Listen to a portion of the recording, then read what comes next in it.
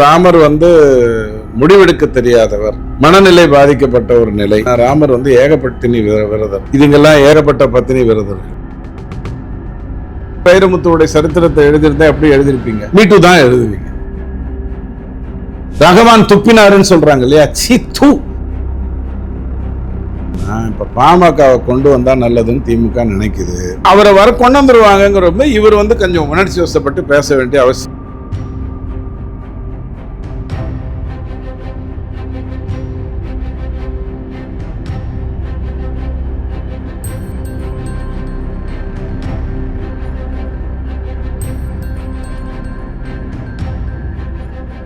பேசு தமிழா பேசு நேயர்களுக்கு வணக்கம். இன்றைய நேர்காணலுக்காக நம்முடன் இணைகிறார் அரசியல் விமர்சகர் திரு ரவி டிடிஎஸ் அவர்கள். வணக்கம் சார். வணக்கம். கவிஞர் வைரமுத்து அவர்கள் ராமர் குறித்து ஒரு சர்ச்சை குறித்த கருத்துக்களை சொல்லியிருக்காரு. இது எப்படி பாக்குறீங்க சார்? ரொம்ப கேவலமா சொல்லியிருக்காரு. ஆனால் அவரால் அதை தான் பண்ண முடியும். நீங்கள் வேற என்ன எதிர்பார்க்க முடியும்? சாந்தம் பீச் பக்கத்தில் போய் கோவிந்தான்னு சொன்னால் வெங்கடாஜலபதியை தேடுவீங்க? கோவிந்தான்னா தோற்று போயிட்டாங்கன்னு அர்த்தம், இல்லை முடிஞ்சு போச்சுன்னு அர்த்தம் சாந்தம் பீச்சை பொறுத்த வரைக்கும். அதே திருப்பதியில் கோவிந்தான்னு சொன்னால் அதுக்கு அர்த்தம் வேறு. பொதுவாக இந்த மாதிரியான விஷயங்களுக்கு அவருக்கு எழுப்பியிருக்கிற பிரச்சனைக்கு பதில் சொல்கிறதுல நமக்கு ஒரு மகிழ்ச்சி இருக்கும். எப்போதுமே இந்த மாதிரி விஷயம் பதில் சொல்லும்போது ஆஹா, இது இளைய தலைமுறைக்கு போனால் நல்லது அப்படிங்கிற ஒரு எண்ணமெல்லாம் வரும். பட் இது என்ன அப்படின்னா, இப்போ நீங்கள் ஒரு நல்ல திருவகேந்திரபுரம் தேசிகர் கோவிலிருந்து ஒரு நல்ல புளியோதரையை கொண்டு வந்து கொடுக்குறீங்க. நீங்கள் எடுத்துகிட்டு வந்த பாத்திரம் சரியில்லைன்னு வச்சுக்கோங்க, எடுத்துகிட்டு வந்த டப்பா சரியில்லைன்னா நமக்கு சாப்பிட தோணாது இல்லையா? அந்த மாதிரி இவருக்கெல்லாம் பதில் சொல்ல வேண்டியதாக இருக்குங்கிற ஒரு வருத்தம் மட்டும்தான். அவர் என்ன சொல்ல வர்றாரு? ராமர் முடிவெடுக்க தெரியாதவர், மனநிலை பாதிக்கப்பட்ட ஒரு நிலை, அல்லது புத்திஸ்வாதீனமற்ற ஒரு நிலை அப்படிங்கிற மாதிரிலாம் அவர் சொல்கிறார். பொதுவாக ராமர்னாலே திமுகவுக்கு கோபம் வரும். ஏன்னா ராமர் ஏகப்பட்டினி விரதர், இதுங்கெல்லாம் ஏகப்பட்ட பத்தினி விரதர்கள். அதனால இதுங்களுக்கு கோபம் வரும், நியாயமான ஒரு விஷயம்தான். நல்லவனை பார்த்தாலே கோபம் வந்துடும். நீங்கள் திருடி ஏமாற்றி நிறைய பணம் சம்பாதிச்சு சிக்கன் பிரியாணி சாப்பிடுவீங்க. ஆனால் உங்களுக்கு தூக்கம் வராது, புரண்டு படுத்துட்டு இருப்பீங்க. நான் நிம்மதியாக 4 வேர்களை வாயில் போட்டு நல்லா படுத்து தூங்கிடுவேன். உங்களுக்கு என் மேலே பொறாமல் வர்றது இயல்பு. மாற்றி சொன்னாலும் அதுதான், எனக்கு உங்கள் மேலே பொறாமல் வர்றது இயல்பு. அந்த மாதிரி தான் இவங்களுக்கு. என்ன இவங்க இந்த மாதிரி கதையெல்லாம் எழுதிட்டாங்களே, அன்றைக்கி எழுதின அந்த திருப்பாவையினுடைய தமிழ் ஸ்டாண்டர்டுக்கு இன்றைக்கி நம்மளால் எழுத முடியலையே அப்படிங்கிற மாதிரியான விஷயங்கள்லாம் இவங்களுக்கு எப்போதும் இருக்கும். அவர் பேச வர்றது வாலி சம்பந்தப்பட்ட ஒரு மேட்ரு.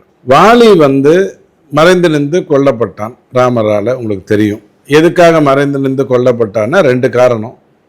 ஒன்று, எதற்கு நின்றால் நம்மளுடைய வீரத்தில் பாதி அவருக்கு போயிடும் அப்படிங்கிற மாதிரியான ஒரு விஷயம் இருக்குது. 2வது, ராமருக்கு வாலி மேலே இருக்கக்கூடிய கோபம் என்னன்னா, ஒரு பெண்ணை கடத்தி கொண்டு போகிறாங்க, தன்னுடைய மனைவியை கடத்தி கொண்டு போயிட்டாங்க. சீதை பிரிந்திருக்கிற ஒரு துக்கம் ராமருக்கு. அந்த நிலைமையில சுக்ரீவனுடைய மனைவியை கடத்தி கொண்டு போய்விட்ட வாலி, மகளாக பாவிக்க வேண்டியவளை மனைவியாக பாதித்தது. நம்ம தீக்காக்கு வந்துடும். அது அந்த வாலி மேலே கோபம் வர்றது இயல்பான ஒரு விஷயம். மறைந்து நின்று தான் இவனை கொல்லணும்னு முடிவு பண்ணுறாரு, கொன்னுட்டார். இப்போ வாலி நிறைய வசைப்பாடுறான், சாக போகிறாங்கிறதுனால வசைப்பாடுறான். எப்படி வசைப்படுறான்? மீட்டு பிரச்சனை வந்தபோது வைரமுத்து சொன்னார் இல்லையா, எங்களிடம் பெருத்த குவிந்த ஆதாரங்கள் இருக்கிறது, இவர் நல்லவர்னு சொல்றதுக்கு பெரிய ஆதாரங்கள் இருக்குன்னு பேசினார். அந்த மாதிரி அப்போ புலம்பிட்டு இருந்த மாதிரி ராலி புலம்புறான். நீ தப்பு பண்ணிட்ட, நீ என்னை கொல்லக்கூடாது, போர் தர்மத்தை நீ மெயின்டைன் பண்ணலை அப்படிங்கிறாரு. விலங்குகளை வேட்டையாடும் போது நாங்கள் போர் தர்மத்தெல்லாம் பார்க்கறது இல்லை. நான் சத்திரியன், எனக்கு இந்த விலங்குகளை வேட்டையாடுறதை பற்றி கவலை இல்லைங்கிறான் ராமன். விலங்குகளில் அடுத்தவன் பொண்டாட்டின்னு ஒன்று கிடையவே கிடையாதுங்கிறான் வாலி.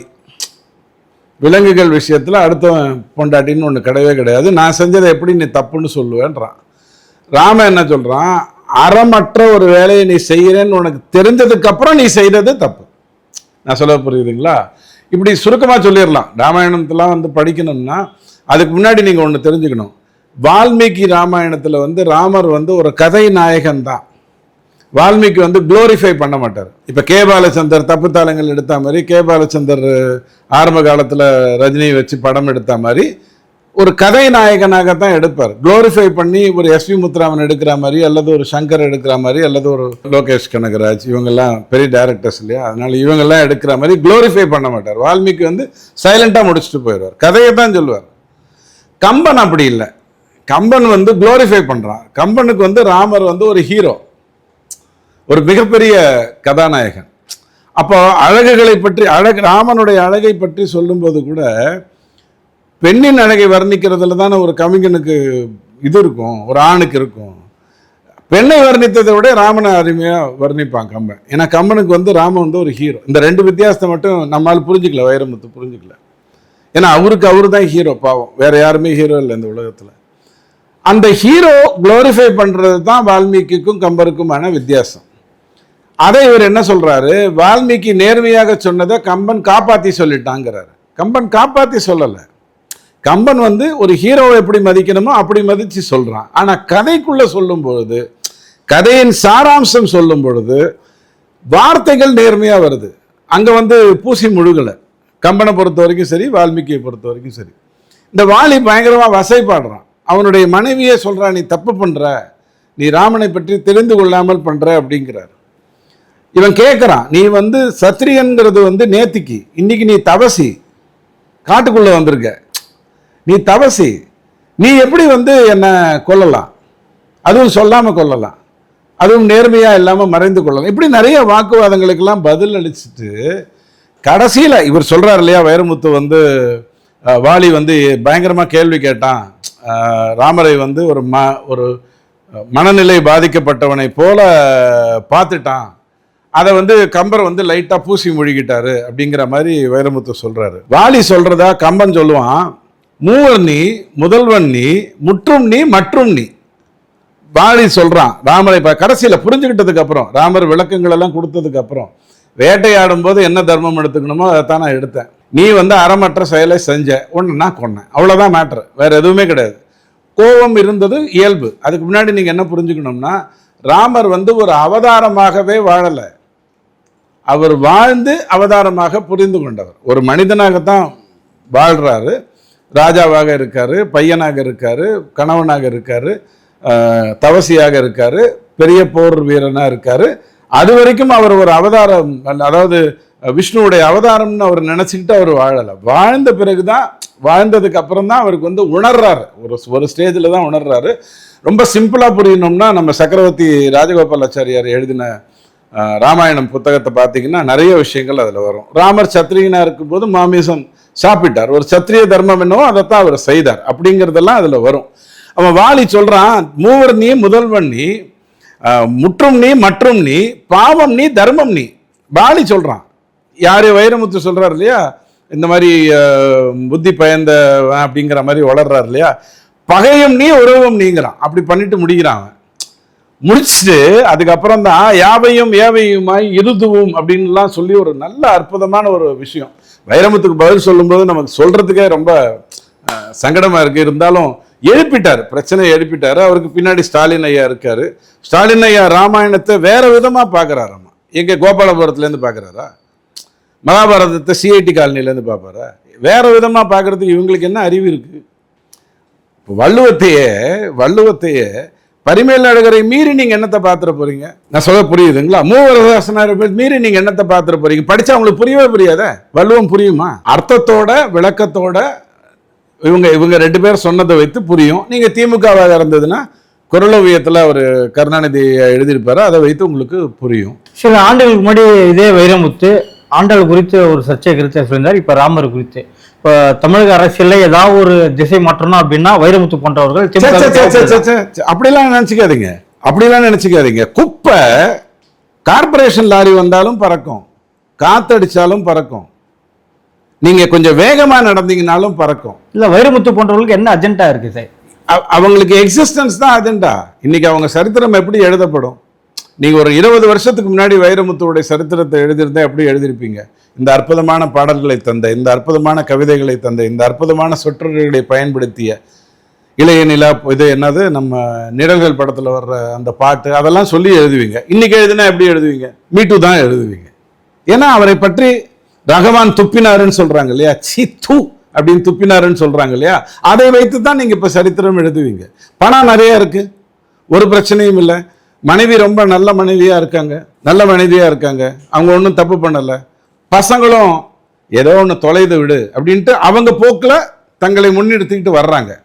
RRR படம் பார்த்தீங்கன்னா அவருடைய பையனை பற்றின ஒரு அற்புதம் உங்களுக்கு தெரியும். பசங்களும் நல்லா வந்துட்டாங்க, பொண்டாட்டியும் நேர்மையாக இருக்காங்க, இவர் டான்ஸ் ஆடுறாரு. கேரளாலேருந்து துப்பினாங்க இல்லையா, உனக்கெல்லாம் பரிசு கொடுப்பேன்னு நினச்சியான்னு துப்பினாங்க. கேரளாவில் அந்த பரிசை வாபஸ் வாங்கினா, அதுக்கு முந்தின நாளே போய் ஸ்டாலின் ஐயாவை சந்தித்து கேரளாவில் பரிசு கொடுத்திருக்கிறார்கள் அப்படிலாம் சொல்லி பேசினார், இவரும் வாழ்த்தினார். அடுத்த நாள் அவன் துப்பிட்டான். அதோட வாயை முட்டு போய் உட்காந்து ஏதோ ஒரு கிராமத்துலேயோ ஏதோ ஒரு இடத்துலையோ போய் நல்லதை செய்து இதுக்கப்புறமாவது அறம் கொண்ட வாழ்க்கையை வாழ்ந்து பேசணும். ராமாயணம் கதாபாத்திரத்தில் வாலிங்கிறவன் வந்து ஒரு யாருமே நல்ல மனிதன். ராமாயணத்தில் வந்து எல்லாருமே நல்ல மனிதர்கள், அவங்க செய்த தவறுகள்னால ஒரு கதை நகருது. அப்படித்தான் நீங்கள் புரிஞ்சுக்கணும். ராவணனும் அதே மாதிரி தான். ஆனால் ராவணனை பற்றி சொல்லாத விஷயங்கள் எத்தனையோ இருக்கு. அவன் நிறைய தப்பு பண்ணவன் தான், நிறைய சிவபக்தர்னு சொல்லி அவனை உள்ள கொண்டு வந்துட முடியாது. ஏன்னா ஒரு தப்பை வந்து தன்னுடைய தங்கச்சி கேட்டாங்கிறதுக்காக ஒரு தப்பு செய்கிறவன் இல்லை. ஆரம்பத்துல இருந்து அந்த தப்பு வெவ்வேறு விதமாக வந்துட்டு இருந்தது, பிட் பாக்கெட்டு, ஜேப்டி அதெல்லாம் வந்துகிட்டு இருந்தது. திடீர்னு கொலையா மாறிச்சு, பெண்ணை கடத்துவது அளவுக்கு போச்சுங்கிறது தான் ராவணனும் கூட. ஆனா இங்க தமிழ்நாட்டுல அரசியல் விஷயத்துல பாத்தீங்கன்னா ராவணனா ஒரு நல்ல விதமான போர்ட்ரேட் பண்ணிட்டே வராங்களே. ஆமா, அவர் திராவிடர் அப்படின்னு சொல்லுவாங்க. ஆக்சுவலா அவன் திராவிடனே இல்லை. ராவணன் எங்க பிறந்தான்னு நீங்க பாருங்க. இப்போ திராவிடன்னு சொன்னா நீங்க யாரா இருக்கணும்? தெலுங்கர், மலையாளியா இருக்கணும், அது இருக்கிறது இல்லை, தமிழரா இருக்கணும்னு நினைக்கிறீங்க. இப்போ கூட நீங்க வந்து பீகார்ல இருக்கக்கூடியவங்களுக்கு இங்க ஓட்டு கொடுக்க மாட்டேன்னு சொல்றதுக்கு காரணம் அவங்க இங்கே பிறக்கலைங்கிறீங்க. ராவணன் எங்க பிறந்தான் அதை ஆராய சொல்லுங்க. ராவணன் எங்க பிறந்தான்னு ஆராய சொல்லுங்க. அப்பதான் அவன் திராவிடனே இல்லைங்கிறது உங்களுக்கு புரியும். இவங்க எதை வேணாலும் கூட்டுப்பாங்க, எதை வேணுமானாலும் தன்னோட சேர்த்துப்பாங்க. ஆரியர் வந்து திராவிடனை அழிச்சுட்டாங்க. ராவணன் இந்த நல்ல விதமா போர்ட்ரேட் பண்றது ராமாயணத்தையும் ராமரையும் இந்த சீர்குலைக்க தானா? ராமரை மட்டுப்படுத்துவதற்காக ராவணனை உயர்த்துறாங்க. இப்போ நீங்க வந்து ஒரு கேஸ்ல போறீங்கன்னு வச்சுக்கோங்களேன், பாலச்சந்தர் சொன்ன கோடுகள் தான். இந்த கோடை சின்னதாக்கணும்னா என்ன பண்ணணும்? அழிக்கணும். அழிக்க முடியலன்னா என்ன பண்ணணும்? பக்கத்தில் பெரிய கோடு போடணும். இதுதான் சிம்பிள் லாஜிக். ஸோ இவனுக்கு ராவணை நீங்கள் அசிங்கப்படுத்தணும். ஏன்னா ராவன் வந்து ஏகபத்தினி விரதம், நம்ம தான் எல்லாமே தரங்கட்டு போகிற ஒரு கேஸு. ஸோ அவன் மேலே கோபம் வர்றது இயல்பான ஒரு விஷயம். ராம தர்மத்துக்கும் கிருஷ்ண தர்மத்துக்கும் வித்தியாசம் புரிஞ்சுக்கோங்க. ராமர் தர்மங்கிறது நேர்கோடு, கிருஷ்ணர் தர்மங்கிறது உங்கள் பாடு. நீங்கள் தப்பு பண்ணால் சாவடிச்சுட்டு போயிடுவான், நீங்கள் நேர்மையாக இருந்தால் கரெக்டாக பேசுவான், நீங்கள் அட்வைஸ் கேட்டால் அட்வைஸ்க்கு பதில் சொல்லுவான். இதுதான் கிருஷ்ண தர்மம். இன்னைக்கு பிஜேபியோ ஆர்எஸ்எஸோ பயன்படுத்துறது ராமகிருஷ்ண தர்மம். ராமகிருஷ்ண தர்மம்ங்கிறது என்னன்னா, இதுக்கு ராமர் இதுக்கு கிருஷ்ணர் அப்படிங்கிற அடிப்படையில் நாம் மெயின்டைன் பண்ணிக்கிட்டு இருக்கோம். வைரமுத்து கேட்ட கேள்விக்கு ஒரே ஒரு பதில், எந்த வாலியை வைத்து நீங்கள் ராமரை தவறானவர் என்று சொல்லுகிறீர்களோ அதே வாலி கடைசியில் என்ன சொல்லிட்டு செத்தான். வால்மீகிலே என்ன சொல்லிட்டு செத்தான், கம்பராமாயணத்தில் என்ன சொல்லிட்டு செத்தான்றதை புரிஞ்சுக்கோங்க. புரிந்து கொள்ளும் போது நீங்க ஒரு விஷயத்தை மறந்துடாதீங்க. வால்மீகி கதை எழுதினார், கம்பர் கதை சொன்னார். அதை நல்லா புரிஞ்சு, அவர் கதையை மட்டும்தான் எழுதினார், இவர் கதையை கொஞ்சம் குளோரிஃபை பண்ணி சொன்னார். இவங்கெல்லாம் ராமரை பற்றி பேசுகின்ற அளவுக்கு நிலைமை மோசமாயிடக்கூடாது. இவே ராமசாமி ஐயா செருப்பு மாலை போட்டு ராமரை எப்படி அசிங்கப்படுத்தினாருங்கிறது 1971 துக்ளக் படங்களை எல்லாம் போட்டு காட்டியதோ, இவங்க உடனே என்ன சொல்லுவாங்க, கோர்ட்ல வந்து சோ வந்து மன்னிப்பு கேட்டாருன்னுவாங்க. சோ வந்து படங்களெல்லாம் போட்டு காட்டிட்டாரு. கோர்ட்ல நீங்க என்ன கேள்வி கேட்டீங்க, எதை பற்றி கேட்டீங்க, அதுல ஏதாவது ஒரு வார்த்தை எக்ஸஸா வந்திருந்ததுன்னா அதுக்கு நான் மன்னிப்பு கேட்கிறேன்னு சொன்னா நீங்க பண்ணதே தப்புன்னு அர்த்தம் இல்லை. சரி, ரஜினி அதை சொன்னார் இல்லையா, 1971 இப்படி வந்ததுங்க, துக்ளக்கு தான் ஒரு தைரியம் இருந்தது, துக்ளக்கை படிக்கின்றவன் அறிவாளி, முரசொலியை வைத்து கொண்டிருப்பவன் திமுக காரன் அப்படின்னு சொன்னாரா இல்லையா? அப்ப மன்னிப்பு கேட்க சொன்னாங்கல்ல. அப்ப ரஜினி என்ன சொன்னார், சாரி என்னால மன்னிப்பு கேட்க முடியாது. எவனால? நான் சொல்ற புரியுதுங்களா? அந்த ஃபர்ஸ்ட் கட்டிங் மட்டும் வச்சுட்டு சாரி சொல்லிட்டார், சாரி மன்னிப்பெல்லாம் கேட்க முடியாது. அதுதான் அந்த டயலாக். ஸோ இதெல்லாம் தூக்கி போட்டு மிதிங்க. நாம் பேச வேண்டியது உண்மையிலேயே பெரிய விஷயங்கள்லாம். அமெரிக்காவை பற்றி பேசணும், இந்த எலக்ட்ரோலை பற்றி நம்ம ராகுல் ஐயா சொல்லிட்டு இருக்கிற நிறைய விஷயங்களை பற்றி பேசணும். இந்த குப்பைகள் எல்லாம் டெய்லி காலையில் விசில் ஊதிட்டு வருவாங்க, நீங்கள் ஒரு டப்பாவில் போட்டு வச்சுருப்பீங்க, அதை அவங்க எடுத்துகிட்டு போயிடுவாங்க. இவ்வளோதானே? சென்னையில் அப்படிதான் நடக்குது. அந்த குப்பை ரேஞ்சோட முடிச்சுப்போம். தமிழ்நாட்டில் 50 வருஷத்துக்கு மேலாக கலைஞர் எதிர்ப்பு அரசியல் தான் போயிட்டு இருக்கு. தமிழ் தேசத்தை பேசுபவர்கள் கூட தேசிய அரசியல் எதிர்ப்பை வந்து பேச மாட்டேன்றாங்க, புதுசா வரவங்க கூட கலைஞர் எதிர்ப்பு அரசியல் தான் நடத்துறாங்க அப்படின்னு சொல்லிட்டு திருமாவளவன் அவர்கள் ஒரு குற்றச்சாட்டை 3 உண்மைகளை சொல்லியிருக்காங்க. அந்த உண்மைக்கு பின்னாடி இருக்கிற பன்மைகளை வைத்து நாம விமர்சனம் செய்யறோம். எம்ஜிஆர் வந்து பார்ப்பனியத்தை கொண்டு வந்தாருன்னு சொல்றார் திருமாவளவன். எம்ஜிஆர் பார்ப்பனியத்தை கொண்டு வரல, பக்தியை தான் கொண்டு வந்தார். பக்தி வேற, பார்ப்பனியம் வேற. அதாவது சனாதனத்துக்குள்ளதான் எல்லாம் வருது. பக்தியை கொண்டு வந்த அவரை எந்த படத்துலையும் திருமணம் அல்லது விபூதியோ அல்லது குங்குமமோ வைத்து கொண்டு வரல. பாழ்நத்தியா தான் அவரும் வந்தார். இன்னைக்கு இருக்கக்கூடிய பரதேசி இந்துக்கள் இருக்காங்க இல்லையா, பாழ்நத்தியா வந்து உட்காரக்கூடிய நாய்கள் இருக்காங்க இல்லையா, மனிதர்கள் இருக்காங்க இல்லையா, தேவர்கள் இருக்காங்க இல்லையா, இந்த 35% இந்துக்கள், அந்த மாதிரி தான் அவரும் இருந்தார். அவர் வந்து இதெல்லாம் போட்டுக்கல, பக்தியை கொண்டு வந்தார். அதுதான் திருமாவளவன் சொல்றதுக்கு இருக்கக்கூடிய சேஞ்ச். இப்ப சொல்லியிருக்கிறதுல கருணாநிதி எதிர்ப்பு அரசியல் ஒன்று தான் நடந்துட்டு இருக்குன்னு சொல்றதுக்கு காரணம் என்னன்னா, நீதி கட்சி அதுல தியாகராஜன் செட்டியார் அப்படி இப்படின்னு பெருசா இருக்காங்க. ஈவே ராமசாமியை உள்ள சந்தில் வந்து பூந்துக்கிறாரு. அதுக்கப்புறம் அவர் அங்கே தொடர முடியல. உடனே தீக்கான்னு ஒன்று ஓப்பன் பண்ணுறாரு. தன் சொத்துக்கள் எல்லாம் திருடுங்க, யார் திருடுங்க, திருடுங்க தூக்கிட்டு போயிடுவாங்கங்கிற பயத்தில் ராமசாமி ஐயா என்ன பண்ணுறாரு, மேடத்தை மணியம்மை அம்மாவை கல்யாணம் பண்ணிக்கிறாரு. அதற்கு பிறகு திமுக வருது, அண்ணாதுரை, அதுக்கப்புறம் 4-5 பேர் தள்ளி கருணாநிதி. அப்படி தான் இருந்தாங்க. எம்ஜிஆருடைய ஒத்துழைப்பு, கடவுளுடைய தப்பு, அண்ணாதுரை வந்து இறந்தது, எம்ஜிஆருடைய ஒத்துழைப்பு, கருணாநிதி ஐயா முதலமைச்சர் ஆகிறார். அதுக்கப்புறம் அதை அப்படியே குடியாட்சியாக மாற்றிட்டார். நான் சொல்கிறது புரியுதுங்களா? உதாரணத்துக்காக சொல்கிறேன். தோனிங்கிறவர் டெஸ்ட் மேட்ச்சில் விளையாடினார், ஒன் டேல விளையாடினார், வேர்ல்ட் கப்லாம் வின் பண்ணார், 2020 பெரிய சாதனை பண்ணார், மிகப்பெரிய விக்கெட் கீப்பர். இன்னைக்கு நீங்கள் அவரை வந்து சிஎஸ்கே உடைய நாயகனாக பார்க்குறீங்கன்னா, அவர் தமிழ்நாட்டில் பிறக்கல. சிஎஸ்கேல 99% தமிழே இல்லை, அது வேற விஷயம்.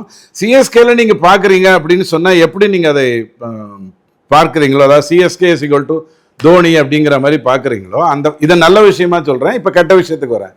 நீதி கட்சியிலேருந்து திகாக்கு போய் திமுகவுக்கு போய் கடைசியில் கருணாநிதி ஐயா குடும்பம்னு ஒரு கட்சி மாறினதுக்கு அப்புறம் விமர்சனங்கள் இதை நோக்கி தான் வரும். கருணாநிதி ஐயாவை நோக்கி தான் விமர்சனங்கள் வரும். ஏன்னா அவர் தான் என்ன பண்ணார், எல்லாரையும் அமுத்தி விட்டுட்டு அண்ணாதுரை வீட்டில் ஒரு தற்கொலையை செஞ்சுக்கிற அளவுக்கு கேவலமான நிலைக்கு கொண்டு வந்துட்டு, ஈவே ராமசாமியை அவருடைய உயில் பக்கத்தில் 21ஆம் பக்கத்தில் அசிங்கமாக திட்டினதெல்லாம் வச்சு கசகசன்னு பேசி அசிங்கப்படுத்திட்டு கடைசியில் எம்ஜிஆர் வந்த உடனே வேற வழி இல்லாமல் ஈவே ராமசாமி ஐயாவை புகழ்ந்து பேசுகின்ற வேலையெல்லாம் கருணாநிதி எடுத்துக்கிட்டு இந்த ஆப்போனண்ட்டுங்கிற வேலையை அவர் தான் பண்ணிக்கிட்டார். எப்படி தோனிங்கிற நல்ல மனுஷன் பெரிய பெரிய சாதனைகள்லாம் செய்துட்டு இன்னைக்கு சிஎஸ்கேங்கிற அந்த ஒரு வட்டத்துக்குள்ள வந்து தன்னை உட்கார வைத்துக் கொள்ளுகிறாரோ, அந்த மாதிரி இவர் வந்து இங்கெங்க அத்தனை தப்புகள் போக ஒரு இடத்துல தன்னை தானே கொண்டு வந்து உட்கார வச்சுக்கிட்டாரு. அப்ப இவரை திட்டாம என்ன பண்ண முடியும்? ஃபுட்பால் ஆடும்போது என் பிரச்சனை, கோல் கிட்ட நான் வந்துட்டேன்னா கோல் கீப்பர் தானே. இல்ல, தமிழ்நாட்டுல எவ்வளவு பிரச்சனைகள் இருக்கு, அதுக்கெல்லாம் தொடர்ந்து திருமாவளவன் அது பேசாம கலைஞர் எதிர்ப்பு அரசியல். திருமாவளவன் ஐயாவுக்கு இருக்கிற பிரச்சனை என்னன்னா, இப்ப பாமகவை கொண்டு வந்தா நல்லதுன்னு திமுக நினைக்குது. ராமதாசும் பாவம் திடீர்னு நேற்றுக்கு தான் முதல்ல வாழ்க்கையிலே சொல்லியிருக்காரு, பெண்களைத்தான் நான் அதிகம் மதிப்பேன் அப்படிங்கிறாரு. அப்போ இது நாள் வரைக்கும் பால் பாயிண்ட் பெண்களையா மதிச்சுட்டு இருந்தாரு தெரியல, சொல்றாரு. இப்போ அவரை கொண்டு வந்துருவாங்கங்கிறப்ப இவர் வந்து கொஞ்சம் உணர்ச்சி வசப்பட்டு பேச வேண்டிய அவசியம் இருக்குது. அதனால நிறைய விஷயங்களுக்கு அவரை தான் பயன்படுத்துறாங்க. முன்னாடி இந்த மாதிரி விஷயங்கள்லாம் ஆர்எஸ் பாரதியோ அல்லது இளங்கோவன் ஐயாவோ மற்றவங்களாம் பேசுவாங்க. இப்போ எல்லாத்துக்குமே திருமாவளவனை தான் வச்சிருக்காங்க, அவரே பேச விட்டுறாங்க. ஸோ அவர் தான் வந்து எதையாவது கிளப்பி விட்டுக்கிட்டே இருக்காரு, ஏதாவது ஒரு ரீதியில் கிளப்பி விட்டுட்டு இருக்காரு. இதுக்கெல்லாம் நேர்மையா பதில் சொல்லலாம். ஏன்னா திருமாவளவன் நல்ல மனுஷன். திமுகவின் கொள்கை பரப்பு செயலர் அவர் தான். ஆமா, கொள்கை இல்லை, தவறுகளை மறைக்கக்கூடிய ஒருத்தர் வந்து யாருன்னு கேட்டா திருமாவளவன். திசை திருப்பி விட்டுட்டா தெரியாது. நீங்க 4 பேர் சண்டை போட்டிருக்கோம், போலீஸே கீப் லெஃப்ட்னா நீங்க அந்த பக்கம் போயிட்டீங்கன்னா இங்க எதுவும் தெரியாதுல்ல, அந்த வேலையை அவர் ஒழுங்கா பண்றாரு. ஸோ நேர்மையா சொல்றதா இருந்தா இவங்க எழுப்புற கேள்வியில நியாயம் இருக்கு. அந்த நியாயத்துக்கு பின்னாடி இருக்கிற உண்மையையும் அந்த உண்மைக்கு பின்னாடி இருக்கிற நிஜத்தையும் சொல்ல வேண்டிய பொறுப்பு நமக்கு வருது. நம்ம எல்லாருக்கும் வேற வேலை இருக்கு. எலக்ட்ரோரல் பிரச்சனையோ மற்ற அமெரிக்கா பிரச்சனையோ பேசுவதற்கு காரணங்கள் இருக்கு. திமுக செய்யக்கூடிய அயோக்கியத்தனங்கள் எல்லாம் சொல்ல வேண்டிய காரணங்கள் இருக்கு. இந்த மாதிரியான விஷயத்துக்கெல்லாம் நிறைய பைட்ல பேசக்கூடிய இவங்க இருப்பாங்க, அந்த சேனல்ஸ்ல பேசுறவங்க இருக்காங்க, சீரியஸா அதுக்கு பதில் சொல்லிட்டு இருப்பாங்க. அவங்க கிட்ட தான் நம்ம அதெல்லாம் கேட்கணும். நடப்பு அரசியல் குறித்து பல்வேறு கருத்தில் மிக்க நன்றி சார். உலக தமிழ் சொந்தங்களுக்கு வணக்கம். நான் ராஜவேல் நாகராஜன். பேசு தமிழா பேசு வலையொலியுடைய வளர்ச்சிக்கு நீங்களும் உறுதுணையாக இருக்கணும்னு நினச்சிங்கன்னா இந்த வீடியோடைய டிஸ்கிரிப்ஷனில் இருக்கக்கூடிய ரேசர் பே லிங்கை கிளிக் பண்ணுங்கள். அந்த லிங்க்கில் போயிட்டு உங்களுக்கு விருப்பமான தொகையை பேசு தமிழா பேசுவனுடைய வளர்ச்சிக்கு உங்களுடைய பங்களிப்பாக நீங்கள் கொடுக்கலாம். நன்றி, வணக்கம். அதனை அடுத்து தான் சிம்மராசிக்கார பெண்களுக்கு இது சூப்பர். ஆனால் இந்த ஹோம்மேட் பிஸ்னஸ் வரும்போது இன்வெஸ்ட்மெண்ட்ஸ் ரொம்ப லெஸ்ஸாக இருக்கும். சரிங்களா? நீங்கள் ஹோம்மேட் பிஸ்னஸ் ஆனால் 10 லட்சம் இன்வெஸ்ட்மெண்ட்னா நம்ம ஒன்றும் பண்ண முடியாது. சரிங்களா? சிம்மராசிக்காரங்க அதனை அடுத்து தான் துலாம் ராசிக்காரங்களுக்கு. ரெண்டாம் இடத்துல சந்திரன் இருக்குது, சனியும் பார்க்குது. நீங்கள் எங்கேயும் கண்கரமெல்லாம் போக முடியாது, எங்கே போனாலும் சிக்கிடுவீங்க. இது சிம்மத்துடைய அடிப்படை ஆண் சிம்ம ராசிகளுடைய ஒரு எல்லோருக்கும் அல்ல 90% ஆண் சிம்மராசி என்பவர்கள் இப்படி தான் இருப்பாங்க. இந்த மாதிரி ஆன்மீகம் மற்றும் ஜோதிடம் சார்ந்த இன்னும் பல வீடியோக்கள் பார்க்கணுமா? மறக்காம திருவருள் டிவிக்கு சப்ஸ்கிரைப் பண்ணுங்க. திருவருள் டிவியுடைய சேனல் லிங்க் இந்த வீடியோடைய டிஸ்கிரிப்ஷன்ல இருக்கு.